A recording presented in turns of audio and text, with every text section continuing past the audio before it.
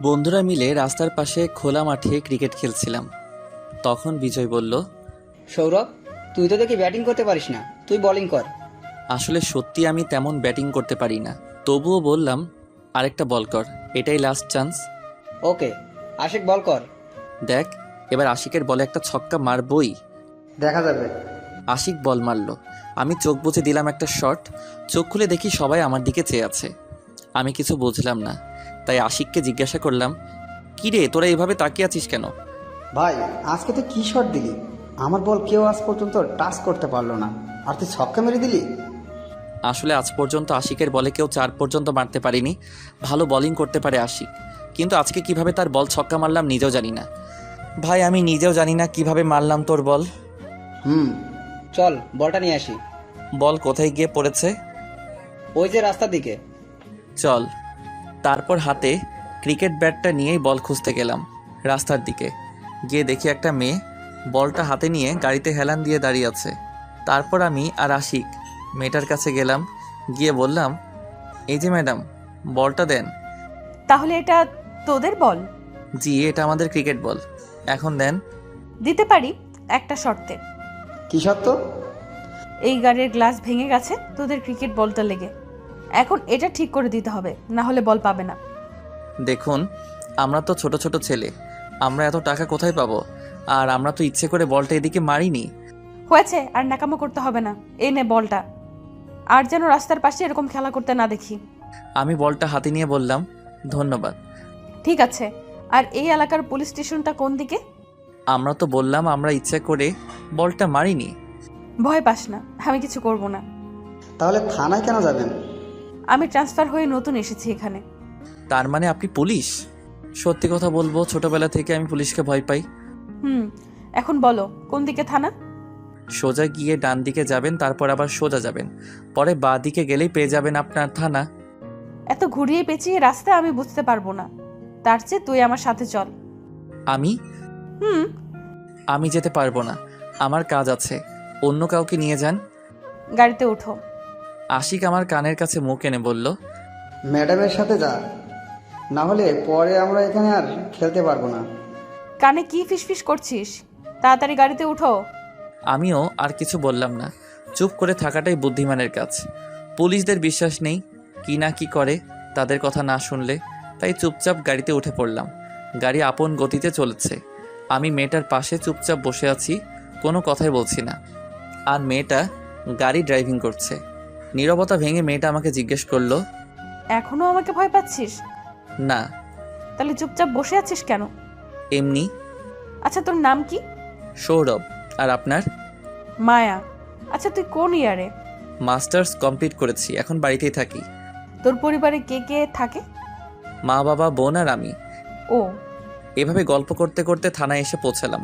তারপর আমি গাড়ি থেকে নেমে নিজের বাসার উদ্দেশ্যে হাঁটা ধরলাম। তখন মায়া ডাক দিল আর বলল, আগামীকালকে থানায় আসিস। ঠিক আছে বলে চলে আসলাম সোজা বাসায়। দরজার সামনে এসে কলিং বেল বাজালাম। মা এসে দরজা খুলে দিল। ভিতরে গিয়ে সিঁড়ি দিয়ে রুমের দিকে যাব, তখন বাবা বলল, আজকাল তো দেখি মেয়েদের সাথে ভালোই ঘোরাফেরা হচ্ছে। তেমন কিছু না, আমাদের এলাকার থানায় নতুন এসেছে তো, তাই রাস্তা দেখানোর জন্য আমাকে নিয়ে গেছিল। যা, এখন ফ্রেশ হয়ে আই, একসাথে খাবার খাবো। ওকে বাবা। তারপর রুমে এসে ওয়াশরুম থেকে ফ্রেশ হয়ে এসে খাবার টেবিলে গিয়ে খাবার খেয়ে রুমে এসে একটু ঘুম দিলাম। ঘুম ভাঙলো সন্ধ্যায়। ঘুম থেকে উঠে ফ্রেশ হয়ে রাস্তায় হাঁটতে বেরোলাম। হাঁটতে হাঁটতে বন্ধুদের আড্ডাখানায় চলে এলাম। সেখানে কিছুক্ষণ বন্ধুদের সাথে আড্ডা দিয়ে বাসার দিকে হাঁটা ধরলাম। কিছুক্ষণ যাওয়ার পর দেখি বিকালের মেয়েটা মানে মায়া কয়েকটা ছেলেকে গাড়ির সাথে বেঁধে পেটাচ্ছে। আমি তো দেখে ভয় পেয়ে গেলাম। বিকেলবেলা যখন দেখছি তখন খুব শান্তভাবে কথা বলেছে।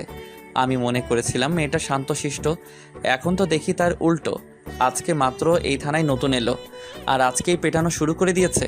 আর সেসব কথা না ভেবে আমি আমার মতো করে রাস্তার অন্য পাশ দিয়ে পকেটে ঢুকিয়ে মাথা নিচু করে যাচ্ছি, আর সেদিকে আর চোখে তাকাচ্ছি। ছেলেগুলোকে দেখে আমার চেনা চেনা মনে হচ্ছে। আরে, এরা তো রাস্তার পাশে দাঁড়িয়ে থাকা বখাটে বা লুচ্চা ছেলে। মানে কলেজের মেয়েরা যখন রাস্তা দিয়ে যায় তখন রাস্তার পাশে দাঁড়িয়ে মেয়েদের ডিস্টার্ব করে বা খারাপ খারাপ কথা বলে। কদিন আগে আমাদের হাতেও মাইর খাইছে বিজয়ের বোনকে ডিস্টার্ব করার জন্য।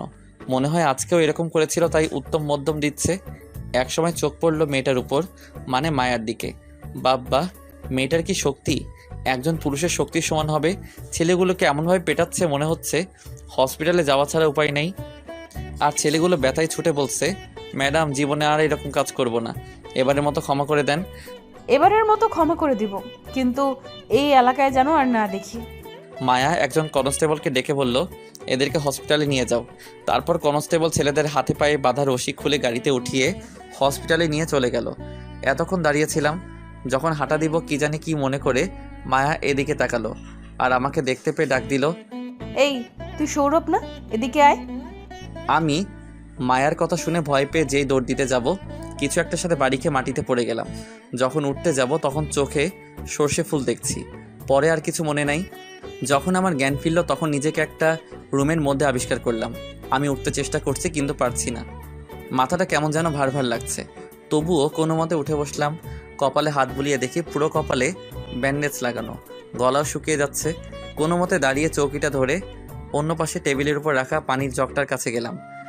সেখানে রাখা চেয়ারটার উপর একটা হাত দিয়ে ভর করে আর অন্য হাত দিয়ে জগ থেকে গ্লাসে পানি ঢেলে পানি খেয়ে নিলাম। এখন মাথাটা কেমন যেন বেশি ভার মনে হচ্ছে আর চোখটা যেন কেমন গুলিয়ে যাচ্ছে। তখন দরজা খোলার শব্দ শুনে ভয় পেয়ে দরজার দিকে তাকালাম। চোখ দুটো কেমন ঘোলা ঘোলা, স্পষ্ট করে দেখা যাচ্ছে না, কিন্তু মুখটা চেনা চেনা লাগছে। তাই জিজ্ঞেস করলাম, কে আপনি? আর আমার দিকে এভাবে এগিয়ে কথাগুলো শেষ করে বলার আগেই আমি আবার জ্ঞান হারিয়ে ফেললাম। যখন আমার জ্ঞান ফিরল দেখি মায়ার কোলে আমি মাথা রেখে শুয়ে আছি আর মায়া আমার চুলগুলো বিলি কেটে দিচ্ছে।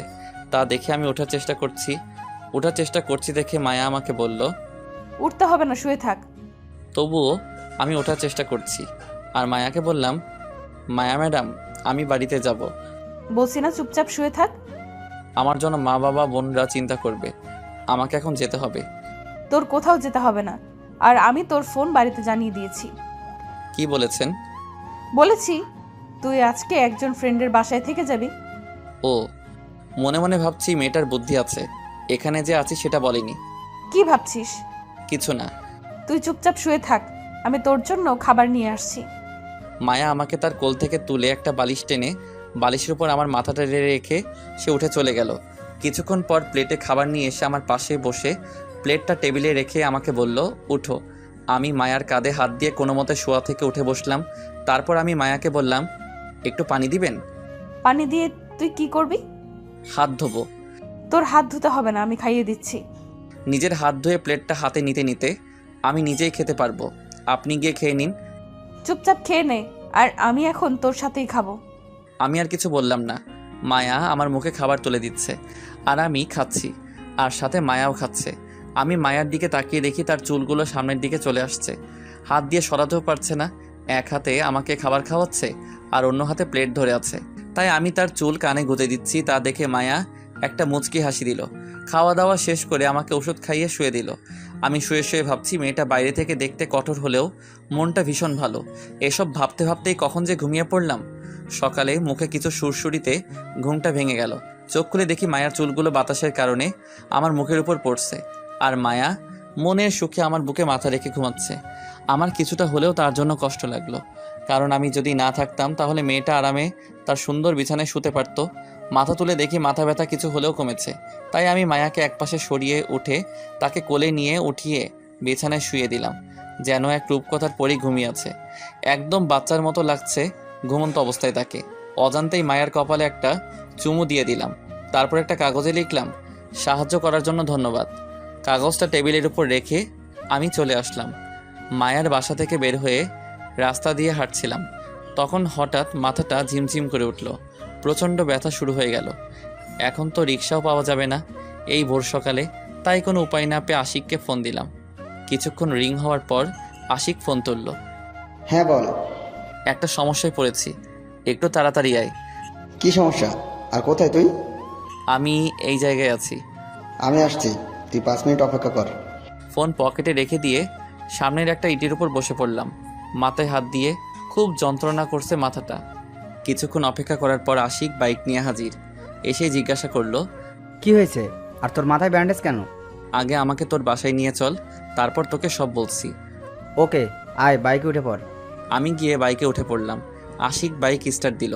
তারপর চললাম আশিকের বাসায়। অন্যদিকে মায়ার ঘড়ির অ্যালার্মে ঘুম ভেঙে যায়। ঘুম থেকে নিজেকে বিছানায় দেখে চমকে যায় আর ভাবে, আমি তো গত রাতে মেঝেতে বসে চৌকিতে হেলান দিয়ে শুয়েছিলাম, তাহলে এখানে আমি কি করে এলাম? পরে আমার কথা মনে পড়তেই মায়ার দু চোখ আমাকে খুঁজতে লাগলো। এদিক ওদিক তাকিয়েও যখন আমাকে দেখলো না, তখন তার চোখ যায় টেবিলটার উপরে, আর সেখানে কাগজে বড় করে লেখা, সাহায্য করার জন্য ধন্যবাদ। লেখাটা পড়ে মায়া অজান্তেই ফিক করে একটা হাসি দেয় আর ভাবে, এর ভোরবেলায় ছেলেটা কি বাড়ি চলে গেছে? ছেলেটা মাথায় তো প্রচন্ড আঘাত পেয়েছে, তাহলে কিভাবে একা যাবে? মায়া মনে মনে ভাবে, আমি কেন ছেলেটার কথা ভাবছি? ধ্যাৎ। বলে মায়া বিছানা থেকে উঠে ওয়াশরুমে চলে যায়। ওয়াশরুম থেকে ফ্রেশ হয়ে এসে মায়া বিছানা ঠিক করতে যায়। যেই চাদরটা তুলে ভাঁজ করতে যাবে, তখন একটা মানিব্যাগ চাদর থেকে ছিটকে এসে মেঝেতে পড়ে। মায়া কৌতূহল বশত চাদরটা রেখে মানিব্যাগটা তুলে দেখে ব্যাগে কিছু টাকা আর একটা ছিঁড়া ফটো। মায়া মানিব্যাগ থেকে ছিঁড়া ফটোটা বের করে দেখে বড় রকমের একটা টাসকি খায়, কারণ ফটোতে মায়ার ছোটবেলায় তার মনের মানুষের সাথে তোলা ফটোর অর্ধেক ফটো। মায়া তাড়াতাড়ি করে তার পার্স ব্যাগ থেকে তার কাছে থাকা এরকমই একটা অর্ধেক ছিঁড়া ফটো বের করে মানি ব্যাগ থেকে পাওয়া ফটোর সাথে মিলিয়ে দেখে, আর সেটা মিলেও যায়। মায়া ভাবে, এই মানিব্যাগটা কার হতে পারে, নাকি সৌরভের? সৌরভকে জিজ্ঞেস করলেই বোঝা যাবে এই মানিব্যাগটা কার। মায়া আর কিছু না ভেবে ঘড়ির দিকে তাকিয়ে দেখে অফিসের সময় হয়ে গেছে, তাই তাড়াতাড়ি করে পুলিশের ইউনিফর্ম পরে থানার দিকে রওনা দেয়। এদিকে আমি আর আশিকের বাসায় পৌঁছালাম। আমি বাইক থেকে নেমে ভিতরে গিয়ে সোজা আশিকের রুমে গিয়ে তার বিছানায় শুয়ে পড়লাম, কারণ মাথাটা বেশি ব্যথা শুরু হচ্ছিল। আমাকে এভাবে শুয়ে পড়তে দেখে আশিক জিজ্ঞেস করলো, সৌরভ, তুই ঠিক আছিস তো, নাকি শরীর খারাপ করছে? আমি ঠিক আছি, মাথার ব্যথাটা প্রচণ্ডভাবে ব্যথা শুরু হয়েছে। ও, তাহলে তুই শুয়ে রেস্ট নে, আমি একটু বাজার থেকে ঘুরে আসি। আসলে আশিকের বাবা আশিক ছোট থাকতেই মারা যায়, আর তাদের ছোট একটা ব্যবসা আছে, সেটাকে তার মা দেখাশোনা করে, আর তার বড় ভাই দেশের বাইরে থাকে, তাই তাকে রোজ বাজার করতে হয়। আমার জন্য ব্যথার ওষুধ নিয়ে আসিস, টাকা নিয়ে যায়।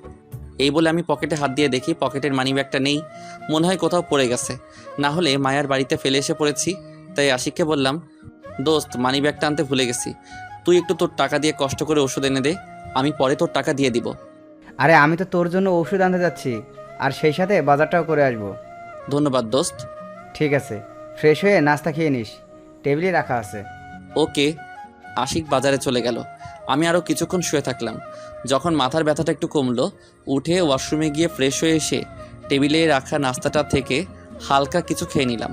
তারপর 2 গ্লাস পানি খেয়ে আবার বিছানায় গিয়ে শরীরটাকে একটু হেলিয়ে দিলাম। তখন হঠাৎ মনে পড়লো আমার মানিব্যাগের কথাটা। মানিব্যাগের কথাটা মনে হতেই চোখ দিয়ে কয়েক ফোঁটা জল গড়িয়ে পড়লো। তার কারণ আমার ছোটবেলার সেই ভালোবাসার মানুষের ফটো। এই একটাই ফটোর অর্ধেক ছিল আমার কাছে, আর অর্ধেকটা ভালোবাসার মানুষের কাছে। পাঠক ভাইরা, চলো ছোটবেলার সময় ফিরে যাই। যখন আমি ছোট ছিলাম তখন আমরা গ্রামে থাকতাম, সেখানেই মিলে আমার মনে রাজকন্যার দেখা। আমাদের গ্রামে একটা নতুন পরিবার নতুন এসেছে আমাদের বাড়ির পাশেই, আর ওই নতুন পরিবারে ছিল আমার মনের রাজকন্যা।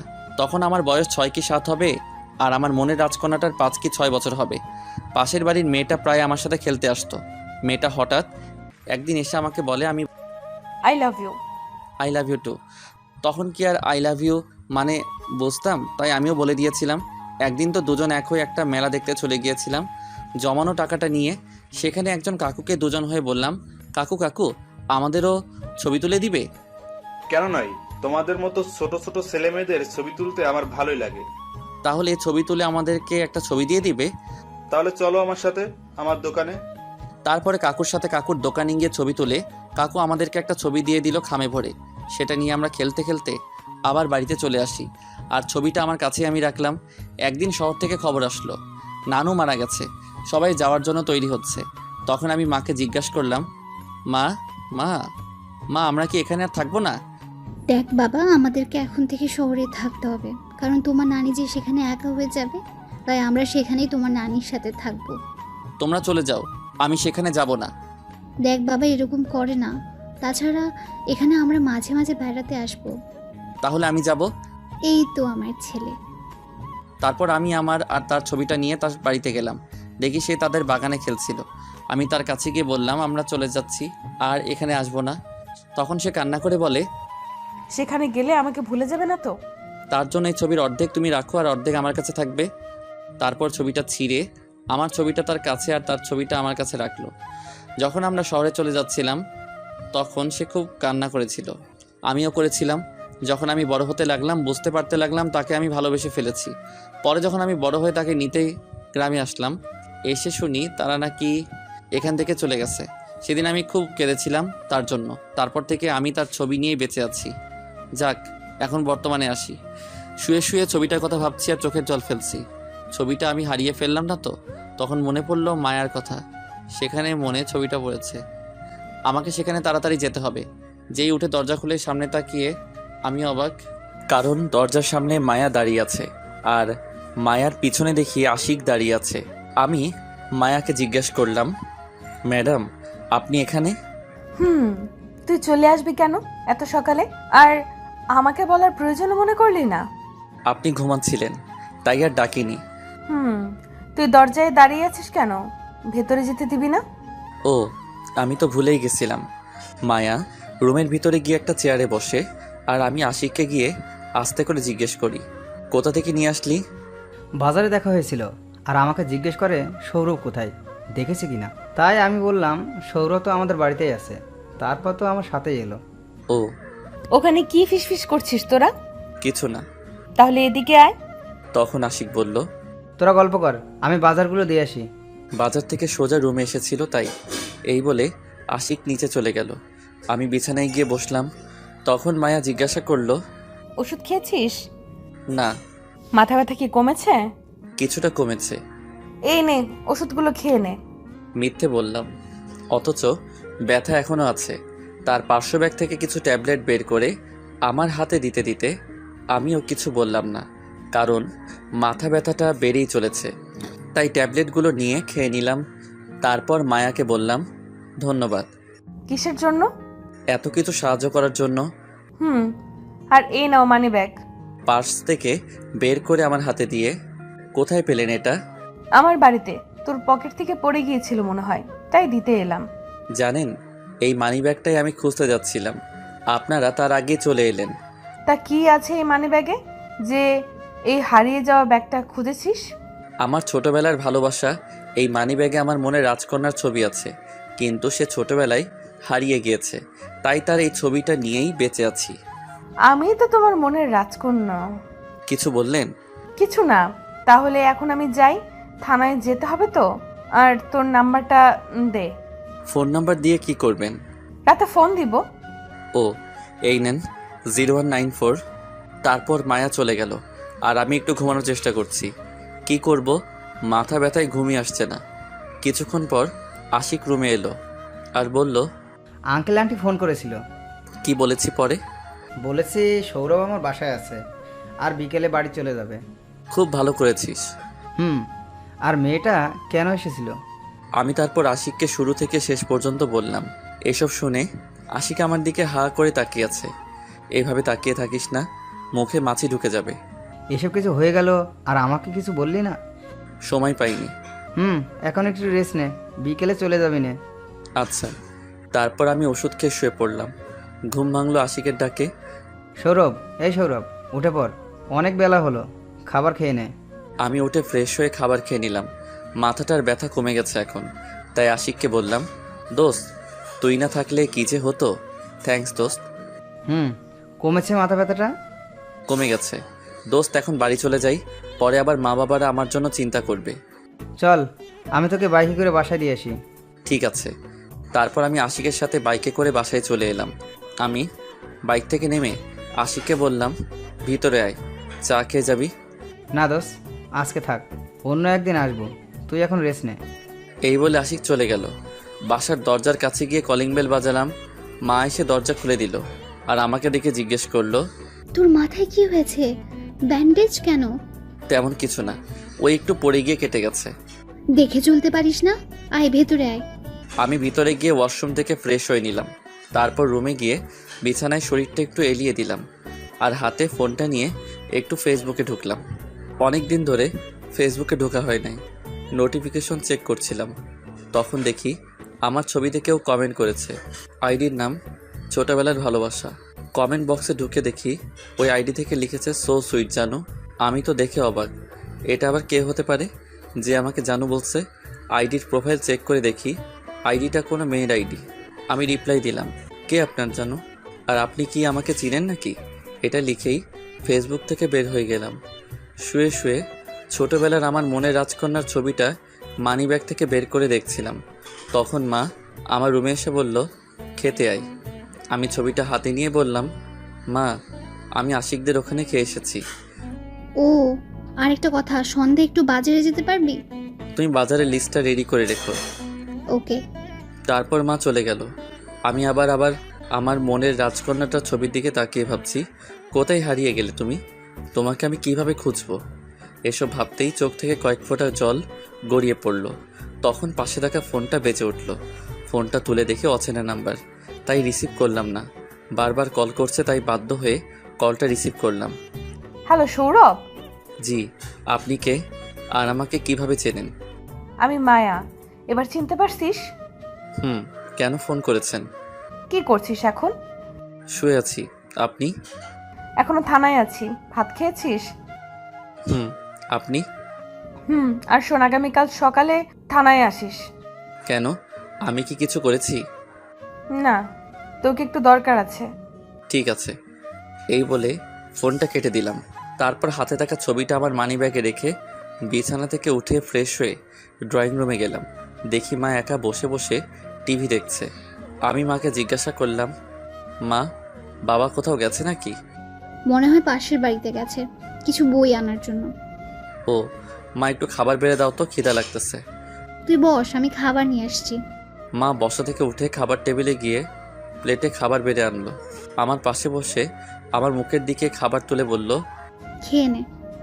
আমিও ভালো ছেলের মতো খেতে লাগলাম। মা ভাত খাওয়াচ্ছে আর আমি খাচ্ছি। আসলে জানেন পাঠক ভাইরা, মায়ের মতো করে কেউ আপনাকে ভালোবাসবে না। সব সময় সন্তানের ভালো মন্দ সব দিক থেকেই খেয়াল রাখে। আপনি যখন কোনো গোপন কিছু মায়ের সামনে লুকাবেন, মা ঠিক সেটা বুঝে ফেলবে। আর আপনার চেহারা দেখে বুঝে ফেলবে আপনি কষ্টে আছেন নাকি ভালো। শুধু মায়েরাই বুঝে সন্তানদের কষ্ট। এর জন্যই বলি, মায়েদের মন সবার থেকে আলাদা। যাক, এবার গল্পে আসি। আমার চোখ দিয়ে জল গড়িয়ে পড়ল। তাদেরকে দেখে মা জিজ্ঞেস করলো, কাঁদছিস কেন? তোমার মতো কেউ হয় না মা। এই পৃথিবীতে তুমি সবসময় সন্তানের পাশে থাকো। এই জন্য আবার কাঁদতে হয়? হুম। এখন ছাড়, খাবারটা খেয়ে নে।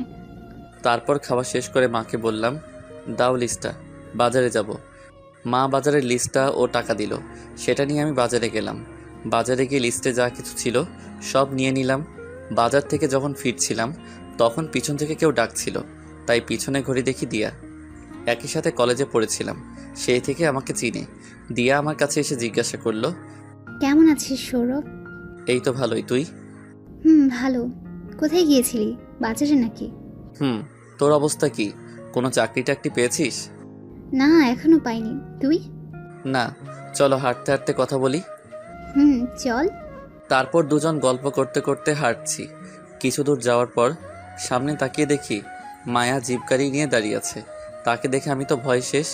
আসলে পুলিশরা সন্ধ্যায় বা যে কোনো সময় একটা ছেলে একটা মেয়ে রাস্তায় দেখলেই ভাবে ছেলেরা মেয়েদের ডিস্টার্ব করছে।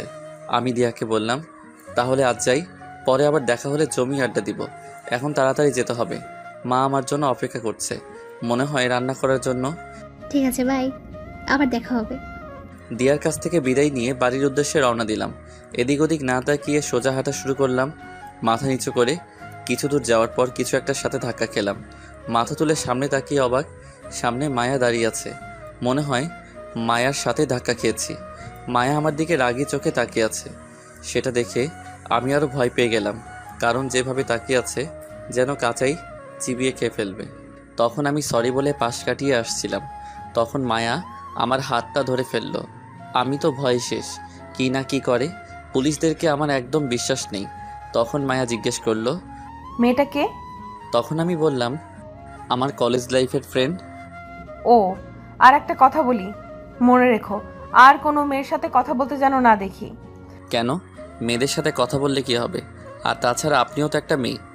আমি ছাড়া অন্য মেয়ের সাথে কথা বলবি না, ঠিক আছে? আর যদি দেখি তাহলে একেবারে লকআপে ভরে দিব। কেন? আমার ইচ্ছা। ও, এখন সরেন, বাড়িতে যেতে হবে। আয়, আমি তোকে গাড়িতে করে বাসায় পৌঁছে দিয়ে আসি। আমি যেতে পারবো। বেশি কথা বলিস কেন? গাড়িতে ওঠ। যেতে চাইছিলাম না, মায়ার জোরাজোরিতে যেতে হলো। তারপর গাড়িতে উঠে পড়লাম। গাড়ি গতিতে চলছে, আমি চুপ করে বসে আছি। নীরবতা ভেঙে মায়া বলল, আচ্ছা সৌরভ, তোর কি কোনো গার্লফ্রেন্ড আছে? নেই, তবে ছোটবেলায় ছিল একজন, হারিয়ে ফেলেছি তাকে।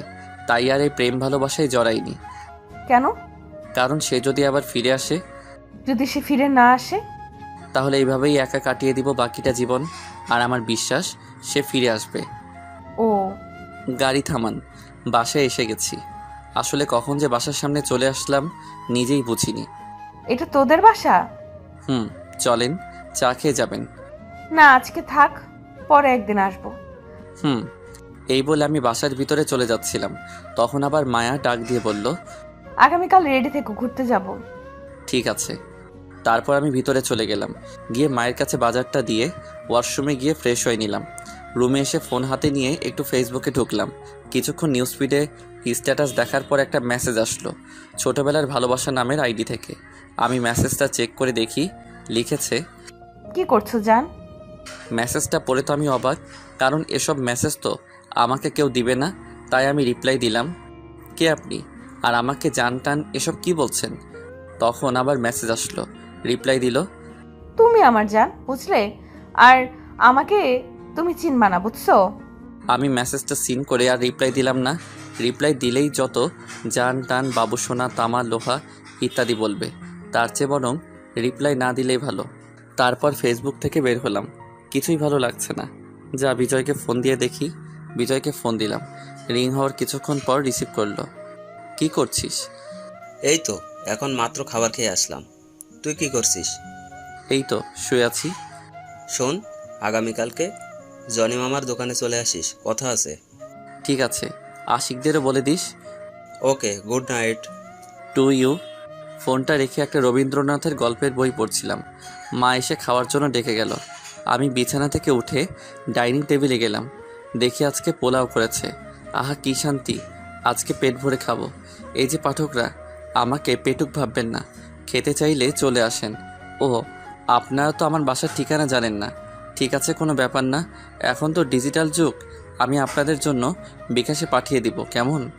আম্মু, আজকে পোলাও রান্না করেছো? সাথে গরুর মাংস। মা, আমার তো গন্ধগুলো শুকেই জিভে জল চলে আসছে, তাড়াতাড়ি দাও। দেখ পাগল ছেলের কারবার, হাত ধুয়ে নে, আমি খাবার বেড়ে দিচ্ছি। আমি হাত ধুয়ে নিলাম। আমি মাকে জিজ্ঞেস করলাম, মা, বাবা কোথায়?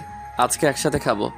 তখন বোন সাথে ছিল আর বলল, ওয়াশরুমে গেছে, চলে আসবে এক্ষুনি। বলতে না বলতেই বাবা হাজির। তখন বাবা বলল, কি কথা হচ্ছে শুনি মাসেলের? কিছু না। মা খাবার বেড়ে দিল, সবাই মিলে খাচ্ছি। একসময় বাবা বলল, সৌরভের মা, আজকে রান্নাটা কিন্তু একদম টেস্টি হয়েছে। কি বলিস সৌরভ? মা আজকে যা রেঁধেছে না, কি বলবো, তোমার রান্নার তুলনা হয় না। হয়েছে হয়েছে, আর পাম দিতে হবে না, চুপচাপ খেয়ে নে। আজকে যদি এখানে নিঝুম থাকতো তাহলে আরো ভালো হতো। ও, আপনাদের তো বলাই হয়নি আমার বোনের নাম। কোনো ব্যাপার নয়, এখন বলছি। বোনের নাম নিঝুম, হোস্টেলে থাকে, ছোট থেকেই হোস্টেলে থাকে। আমি মাসে মাসেই যাই তাকে দেখতে, সেও আসে যখন কলেজ ছুটি হয়। প্রতিদিনই ফোন করে। খুব মজা হতো। হ্যাঁ, কেমন আছে, ঠিকমতো খায় কিনা কে জানে। মা তুমি চিন্তা করো না তো, নিঝুম ঠিকই আছে। তাছাড়া আর কয়েকদিন পরই তো তাদের কলেজ ছুটি হবে। ও, তার ছুটি হলে তাকে নিয়ে আসিস, কতদিন ধরে দেখি না। কলেজ ছুটি হলে সৌরভ নিয়ে আসবো নে, এখন খাও তো। ঠিক আছে মা, মাংসের ঝোলটা একটু দাও তো। প্লেটটা এদিকে দে, তোমারও কি কিছু লাগবে? পোলাওটা একটু দাও। এই নাও। তারপর খাওয়া দাওয়া শেষ করলাম। শেষ করে ড্রয়িং রুমে এসে সোফায় বসলাম, টিভি দেখতে লাগলাম। টিভিতে সিআইডি দেখছি, আমার ভালোই লাগে। আর মাঝে মাঝে পোগো চ্যানেলে একটা কার্টুন হয়, টিটো। খুব মজার একটা, ছোট ছেলের মাথায় এত বুদ্ধি। তবে এখন সিআইডি দেখছি। যখন নিঝুম আসে তখন আর এসব দেখা হয় না, কারণ রিমোট তার কাছে থাকে। আর আপনারা জানেনই তো, মেয়েদের সিরিয়াল দেখা নেশা। কি কি চ্যানেল জানি আছে, ও মনে পড়েছে, স্টার জলসা, কালার্স বাংলা, জি টিভি। আমার তো মাঝে মাঝে ইচ্ছা, এই চ্যানেলটা কেন যে দিয়েছে, যারা দিয়েছে তাদেরকে গিয়ে ধরে পুষ্টাই কি একটা চ্যানেল, দিন নাই রাত নাই, সিরিয়াল চলে। কিছুক্ষণ টিভি দেখার পর রুমে গেলাম। খুব ঘুম পাচ্ছিল। রুমে গিয়ে ফোনটা হাতে নিয়ে দেখি মায়া ফোন দিয়েছে। আমি কল ব্যাক করতে যাব, তখন আবার কল আসলো। রিসিভ করলাম। হ্যালো, আপনি যে নাম্বারে ফোন করেছেন তা এখন ব্যস্ত আছে। আজকে মনটা ফুরফুরে, তাই একটু মজা করে বললাম। তাছাড়াও আজকে কেন জানি তার সাথে মজা করতে মন চাচ্ছে। মজা করবি না আমার সাথে। কেন, আপনি কি পাগল যে আপনার সাথে মজা করব? এটা আমি কি বললাম? জিভে কামড় কাটলাম। কি, তুই আমাকে পাগল বললি? এই যা, এ তো দেখি রেগে যাচ্ছে। এখন কি করি? পুলিশ তো পাগলই, সারাদিন অন্যের পিছনে দৌড়ায়। এই যা, কি বলতে গিয়ে কি বলে ফেলেছি। কি বললি তুই? অন্যের পেছনে সারাদিন দৌড়ায়, তাই না? এখন থেকে তোর পেছনে লেগে থাকবো। না মানে আমি বলতেছিলাম পুলিশরা আসামিদের পিছনেই দৌড়ায়। এখন পাম মারা হচ্ছে। পাম কেন মারতে যাব? আগামীকাল থেকে তোর পেছনেই লাগবো, দেখে নিস। আমি তো মজা টুট টুট করে ফোনটা কেটে দিল। একরাশ ভয় নিয়ে শুয়ে পড়লাম, কারণ যেভাবে রেগে কথা বলছে, আগামীকাল কি না কি করে। আগামীকাল সত্যি কি আমার পিছনে লাগবে? যদি লাগে আমার তো জীবনটাই তামা তামা হয়ে যাবে। এসব ভাবতে ভাবতে ঘুমিয়ে পড়লাম। সকালে মায়ের ডাকে ঘুম ভেঙে গেল। ঘুম থেকে উঠে ফ্রেশ হয়ে হালকা কিছু নাস্তা করে বিজয়ের সাথে দেখা করতে গেলাম। বাসা থেকে বের হয়ে রাস্তা দিয়ে যাচ্ছি, তখন দেখি মায়া জিপ নিয়ে দাঁড়িয়ে আছে। আমি দেখেও না দেখার মতো করে চলে আসলাম।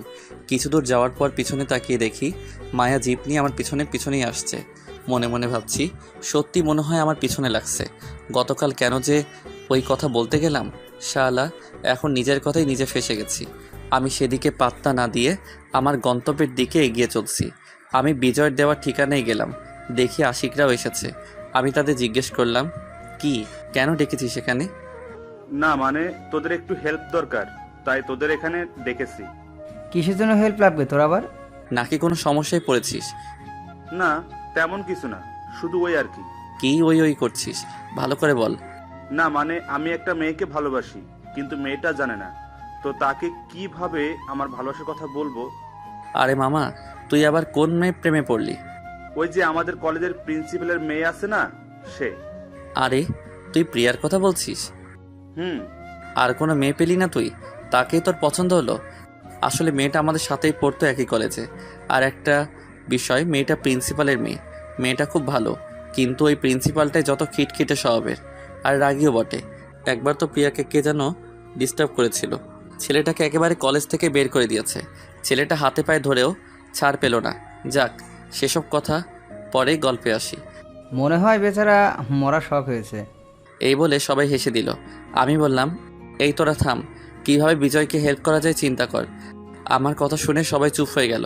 তখন আশিক বলল, আমার মাথায় একটা বুদ্ধি এসেছে। কি? বলে ফেল দেখি। যখন প্রিয়া এই রাস্তা দিয়ে যায় তখন সামনে গিয়ে বলে দিবি, আমি তোকে ভালোবাসি। আইডিয়াটা কেমন দিলাম? ভালোই দিয়েছিস। হঠাৎ চোখ গেল রাস্তার দিকে। দেখি প্রিয়া আর তার বান্ধবীদের সাথে কোথায় যেন যাচ্ছে। তা দেখে আমি বিজয়কে বললাম, বিজয় দেখ সামনে। কি? প্রিয়া। কোথায়? ওই যে সামনে। তারপর বিজয় সামনে তাকিয়ে প্রিয়াকে দেখে। তারপর আমাকে বলে, সৌরভ গিয়ে বলে দে না আমি যে তাকে ভালোবাসি। তুই ভালোবাসিস আর আমি গিয়ে বলবো আমি পারবো না, তুই যা। জানা দোস্ত, তুই যা চাইবি তাই দিব, প্লিজ দোস্ত। ঠিক আছে, কিন্তু যা চাইবো দিতে হবে কিন্তু। ওকে। তারপর আমি প্রিয়ার কাছে গেলাম। আমাকে দেখে প্রিয়া জিজ্ঞেস করলো, আরে শৌফিক, কেমন আছিস? ভালোই, তুই? ভালো। কোথাও যাচ্ছিস নাকি? বান্ধবীদের সাথে একটু ঘুরতে বেরিয়েছি। ও প্রিয়া, তোর সাথে কিছু কথা ছিল, একটু সাইডে আয় তো। তার বান্ধবীদের থেকে কিছু দূরে এসে বলল, কি বলবি বল। আসলে হয়েছে কি, বিজয় নাকি তোকে ভালোবাসে। এই কথাটা বিজয় বলতে বলল, তাই তোকে বললাম। তাই নাকি? সে কোথায়? ওইদিকে। এই, তোরা এখানে একটু থাক, আমি আসছি। তারপর আমাকে সাথে নিয়ে বিজয়ের কাছে গেল। রাস্তা পার হওয়ার সময় কিছু দূরে দেখি মায়া গাড়ি নিয়ে দাঁড়িয়ে আছে আর আমার দিকে রাগী চোখে তাকিয়ে আছে। কি জানি কেন এরকমভাবে তাকিয়ে আছে কে জানে। অবশেষে রাস্তা পার হলাম। প্রিয়া বিজয়ের কাছে গিয়ে একটা ঠাস করে চড় মারল। আমরা তো দেখে অবাক, কেন চড় মারল। আর এদিকে বেচারা বিজয় গালে হাত দিয়ে প্রিয়াকে জিজ্ঞেস করলো, মারলে কেন? কেন বাবু, ভালো লাগেনি? না। ওই শালা, তুই আমাকে ভালোবাসিস, তুই নিজে না গিয়ে অন্যকে পাঠাস কেন? তো কি করব, তোর বাবার ভয়েই তো বলতে পারি নাই। ভয় পেলে আমাকে ভালোবাসতে পারবি? না। এবার আমাকে প্রপোজ কর দেখি। প্রিয়ার কথা শুনে বিজয় অবাক হয়ে বলল, তার মানে তুমি আমাকে ভালোবাসো? কলেজ থেকেই। তাহলে বলনি কেন? হারানোর ভয়ে বলিনি, যদি তুমি না বলে দিতে। তাই? এবার আমাকে প্রপোজ করো। তারপর বিজয় হাঁটু গেড়ে প্রিয়াকে প্রপোজ করে। প্রিয়াও বিজয়ের হাত ধরে তুলে জড়িয়ে ধরে। তখনই প্রিয়ার বান্ধবীরা এসে বলে, আমরাও এখানে আছি কিন্তু। এই বিজয়, এখন কিন্তু যা চাইবো তাই দিতে হবে। কি চাস বল? বেশি কিছু না, ওই পোলাও আর বিরিয়ানি খাওয়ালেই হবে সবাইকে। তাহলে আগামীকাল সকালে চলে আসিস আশিকদের নিয়ে আমার বাড়িতে। আন্টি রান্না কতদিন ধরে খাই না। ঠিক বলেছিস। তখন প্রিয়ার এক বান্ধবী এসে বলল, হ্যালো, হাই, আমি নীলা। আমি সৌরভ। আচ্ছা, আপনার কি কোনো গার্লফ্রেন্ড আছে? নেই। তাহলে তো আমারও হয়েই গেল। মানে এখন আমি আপনার সাথে প্রেম করব, তাই। কী সব বলছেন? আপনার মাথা ঠিক আছে? একদম ঠিক আছে। নীলার সাথে কথা বলছিলাম। তখন প্রিয়া বলল, চলো সবাই, আজকে তোদের জন্য ফুচকা খাওয়াবো। তারপর সবাই চলে গেল ফুচকার দোকানে। তারপর নীলাকে কিছু বলিনি। তখন আমি রাস্তার ওপাশে তাকিয়ে দেখি মায়া দাঁড়িয়ে আছে। তা দেখে তাদেরকে বললাম, তোরা যা, আমার কাজ আছে একটু। তোর আবার এ সময় কি কাজ? আমি আশিকের কানের কাছে গিয়ে বললাম, রাস্তার ওপাশে দেখ কে আছে। আশিক আমার কথা শুনে তাকিয়ে দেখে মায়া পুলিশ ড্রেসে দাঁড়িয়ে আছে। পরে আশিক জিজ্ঞেস করে, মেয়েটা কি পুলিশ? আর সকাল থেকে আমাকে ফলো করেছে। এই, তুই কাউকে বলিসনি তো আবার? আরে না। তাহলে তোর পিছনে লেগে আছে কেন সকাল থেকে? তারপর আমি গতকাল রাতের ঘটনাটা বললাম। তা শুনে আশিক বলল, তোকে মনে হয় ম্যাডাম ভালোবেসে ফেলেছে। আমাকে? তা নয় তো কি, যেভাবে তোর পিছনে লাগছে তা দেখে তো আমার তাই মনে হয়। যা গিয়ে জিজ্ঞেস কর কি জন্য এখানে এসেছে। ঠিক আছে, তোরা যেতে থাক তাহলে। ওকে। তাদেরকে পাঠিয়ে দিয়ে আমি মায়ার কাছে গেলাম। গিয়ে জিজ্ঞেস করলাম, এই যে আপনি আমার পিছনে লাগছেন কেন? গতকাল রাতে তুমিই তো বলছিলা পুলিশরা শুধু শুধু মানুষের পেছনে দৌড়ায়, তাই আজ থেকে তোমার পেছনে লেগেছি। আচ্ছা, আপনি কি আমাকে ভালো টালোবাসেন নাকি? তা বলতেও পারো, কিন্তু কেন? না মানে আপনি তুই থেকে তুমিতে চলে গেলেন তাই? আর শুনেন, আমি কিন্তু আপনাকে ভালোবাসতে পারবো না। কেন? কারণ আমার ছোটবেলার ভালোবাসা এখনো আছে। হারিয়ে গেলেও আমার বিশ্বাস সে ফিরে আসবে। তোমার সামনেই তো দাঁড়িয়ে আছে। কিছু বললেন? না, কিছু না। ও, তাহলে এখন যাই। এই বলে চলে যাচ্ছিলাম, তখন মায়া বলে উঠল, কোথায় যাচ্ছ? নাকি ওই ডাইনি মেটার কাছে যাবে? কেন, কোনো সমস্যা আছে আপনার? হ্যাঁ, আমার অনেক সমস্যা, কারণ আমি তোমাকে ভালোবাসি। কখন থেকে?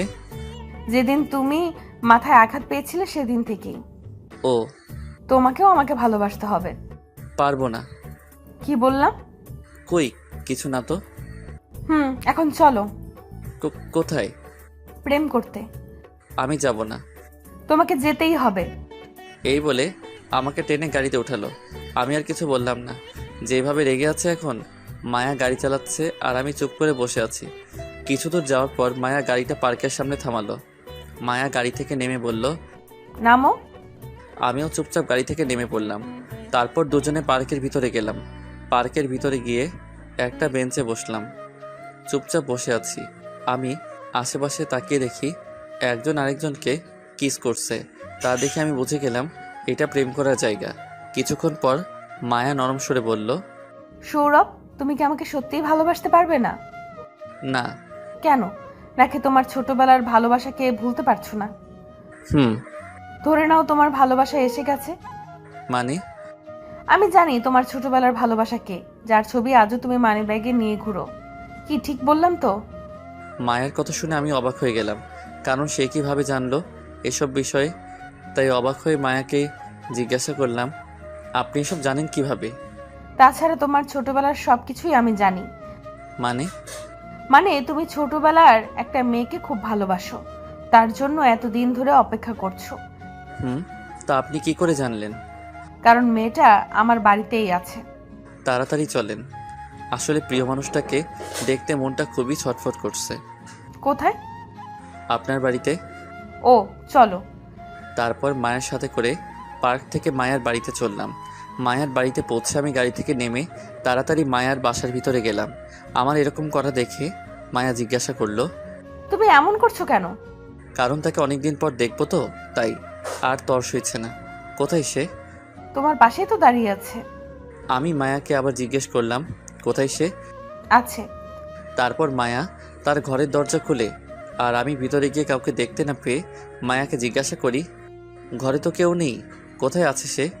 কেন, আমি তো আছি। মানে আমি তোমার ভালোবাসা। আপনি? আমি। কেন বিশ্বাস হচ্ছে না? না। তাহলে তোমার মানিব্যাগটা দাও। কেন? দিতে বলছি, দাও। আমিও আর কিছু বললাম না, পকেট থেকে বের করে দিয়ে দিলাম। মায়া মানিব্যাগটা নিয়ে ব্যাগ থেকে সেই ছবিটা বের করলো। তা দেখে আমি বললাম, এটা আমাকে দিয়ে দিন। মায়া চুপ করে আছে। মায়া তার পার্স থেকে আরেকটা ছবি বের করে সেটা দেখে তো আমি চমকে যাই, কারণ আমার কাছে যে ছিঁড়া ছবিটা ছিল সেটা তার অর্ধেক।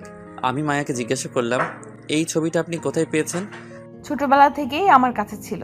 আর এই ছবিটা তুমি কোথায় পেয়েছো? আমার মানিব্যাগে যে ছবিটা ছিল সেটা দেখিয়ে। কেন? আর এই ছবিতে আমার ছোটবেলার ছবি? মায়া আর কিছু না বলে সোজা এসে আমাকে জড়িয়ে ধরলো। আমি তো অবাকের পর অবাক হচ্ছি, কেন এমন করছে মায়া? আর ছবিটার অর্ধেক অংশটাও তার কাছে।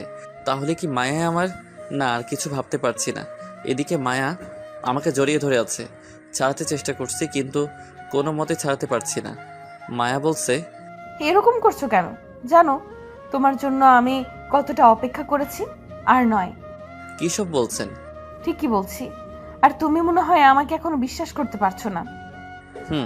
তাহলে এই দেখো। আমাকে ছেড়ে দিয়ে তার শার্টের হাতা তুলে আমাকে দেখিয়ে, আমি তো দেখে বিশ্বাসই করতে পারছি না। এটা কি করে সম্ভব? তার হাতে এই অক্ষরের একটা ট্যাটু আঁকা। তা দেখে আমি বুঝে গেলাম এটা সেই মানুষটাই। যখন আমরা ছোটবেলায় স্কুলে যেতাম তখন বড় ভাইদের হাতের ট্যাটু দেখে আমাদেরও ইচ্ছা হয়েছিল হাতে ট্যাটু আঁকতে। তারপর একদিন আমরা এক বড় ভাইয়ের কাছে গিয়ে হাতে ট্যাটু লিখে আঁকি। আমার নামের প্রথম অক্ষর এস তার হাতে, আর তার নামের এম অক্ষর আমার হাতে আঁকি। যাক, এখন বর্তমানে আসি। আমি মায়াকে কিছু বলার আগেই মায়া বলে উঠল, তোমার হাতেও কিন্তু এম অক্ষরের ট্যাটু আছে। আমি এখন আরও নিশ্চিন্ত হলাম, কারণ আমার হাতে যে ট্যাটু আছে সেটা আমি আর সে ছাড়া কেউ জানতো না। আমি কোনো কথা না বলে মায়াকে গিয়ে জড়িয়ে ধরে কান্না করে দিলাম। এই কান্না কষ্টের কান্না নয়, আনন্দের কান্না। আমাকে কান্না করতে দেখে মায়া বলল, তাই একদম কান্না করবে না, তাহলে কিন্তু আমিও খেতে দেব। তাহলে কাছে থেকেও আমাকে বলনি কেন? তুমি আমার সেই তুমি। বলতে চেষ্টা করেছি কিন্তু পারিনি। আর ফেসবুকে যে আইডি থেকে তোমাকে মেসেজ দিত সেই মেসেজটাও আমিই দিতাম। অনেক ভালোবাসি তোমাকে। ভালোবাসবে তো আমাকে? কি বলো? আমিও তোমাকে অনেক অনেক ভালোবাসি, তাই তো আজ পর্যন্ত কোনো মেয়ের প্রস্তাবে রাজি হইনি। তুমি আসবে বলেই। কি? তোমাকে মেয়েরা প্রেমের প্রস্তাব দিত? কিন্তু আমি রাজি হইনি। আজকেও একটা মেয়ে আমাকে কথাটা বলার আগেই মায়া বলল, ওই ডাইনিটা বলেছিল তো? যারা যারা আমার বরকে প্রেমের প্রস্তাব দিয়েছে তাদের এক একটাকে তো আমি হাজতে ভরবো। আমি মুচকি মুচকি হাসি দিয়ে তার দিকে তাকিয়ে আছি। রাগলে তার গাল দুটো কেমন যেন লাল হয়ে যায়, আর তাকে দেখতেও তখন খুব সুন্দর লাগে। আমার হাসি দেখে মায়া জিজ্ঞেস করলো, এই তুমি হাসছো কেন? না মানে এই যে তুমি বর বললে তাই। এই কারণে তুমি হাসছো? তাছাড়া তুমি তো আমার বরই হবে, তাই না? হব? আমি তো বিয়ে করে ফেলেছি, তাহলে কিভাবে তোমার বর হব? তো তুমি বিয়ে করেছো? এই যা, মনে হয় কান্না করে দিবে। আমি তাকে কাছে টেনে এনে বললাম, তুমি কান্না করছো কেন? মায়া নিজেকে ছাড়াতে ছাড়াতে বলল, ছাড়, আমাকে ছাড়, তুমি এখন অন্য কারো। আমি আর কিছু না বলে দুহাত দিয়ে মায়াকে জড়িয়ে ধরে তার গোলাপি মিষ্টি ঠোঁটে আমার ঠোঁট ডুবিয়ে দিলাম। আহা, সে কি ফিলিংস বলে বোঝাতে পারবো না। এদিকে মায়া ছুটার জন্য আমার বুকে কিল ঘুষি দিতে লাগলো। আমিও কি ছাড়ার পাত্র? অবশেষে না পেরে চুপ করে রইল। প্রায় 10 মিনিট পর ছেড়ে দিলাম। দুজনই হাঁপাচ্ছি।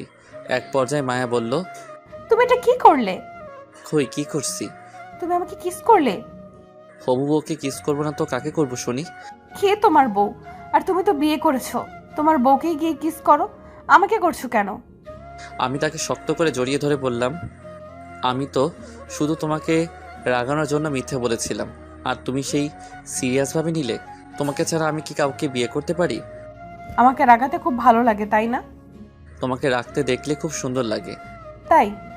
হুম। খুব ভালোবাসবে তো আমায়? অনেক অনেক ভালোবাসবো।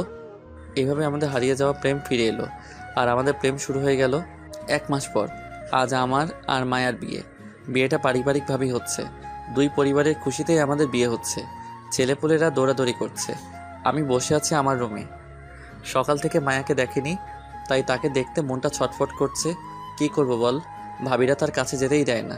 কিছুক্ষণ পর বাবা রুমে এসে আমাকে ডাক দিয়ে গেল। স্টেজে যেতে কাজী নাকি এসে গেছে। আমি রুম থেকে বের হয়ে স্টেজে গিয়ে বসলাম। একা একা বসে আছি। শালার বন্ধুগুলোকে দেখি বসে ময়দা মাখা সুন্দরী মেয়ে দেখছে। আমার বউকে আবার বলিনি, কিন্তু আমার বউ যথেষ্ট সুন্দরী আছে, ময়দা মাখার দরকারই নেই। এই কথা পাঠক ভাইয়েরা আমার বউকে বলবেন না আবার। কিছুক্ষণ পর মায়াকে আমার পাশে বসিয়ে দিল, আর কাজী বিয়ের কাজটা শুরু করে দিল। অবশেষে বিয়ের কাজ সম্পূর্ণ হলো।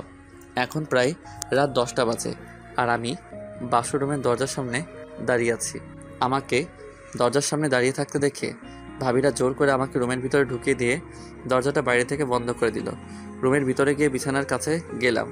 দেখি মায়া ইয়া বড় লম্বা ঘোমটা দিয়ে বসে আছে। আমি ঘোমটা তুলে তাকে দেখে আবার ক্রাশ খাইলাম আর কি। তারপর মায়াকে বললাম, চলো বাসর করি আমরা। আমার এই কথাটা হঠাৎ বলাতে মায়া চমকে উঠে বলল, সবার সামনে? কেউ তো নেই। নেই মানে? তোমার পাঠকরা তো দেখছে, তাদের সামনে আমার লজ্জা করে না বুঝি? ওরে আমার লজ্জাপতি বউরে। এই যে পাঠক ভাইয়েরা, আপনারা এখন আসতে পারেন। অনেক পড়েছেন, অন্য একদিন পড়ে নেবেন। এখন দেখছেন না আমার লজ্জাপতি বউটা কত কত লজ্জা পাচ্ছে। এই আমি পাঠকদেরকে তাড়িয়ে দিয়েছি, এখন তো শুরু করি। লাইটটা অফ করে দাও। তারপর লাইট অফ, দুজনে মিলে এখন বাসর করতে হবে। এই পাঠক ভাইরা, এখন আপনারা জাননি আপনাদের মা বাবা আপনাদের জন্য চিন্তা করবে তো। এইভাবেই শুরু হলো এই গল্পের আমাদের সুখের সংসার জীবন। ভালোভাবে যেন কাটে তাদের এই সুখের জীবনটা। আজ এখানেই শেষ করছি এই গল্পের এই পর্ব। দেখা হবে আবার কোনো গল্প নিয়ে। ধন্যবাদ সবাইকে আমাদের পাশে থাকার জন্য।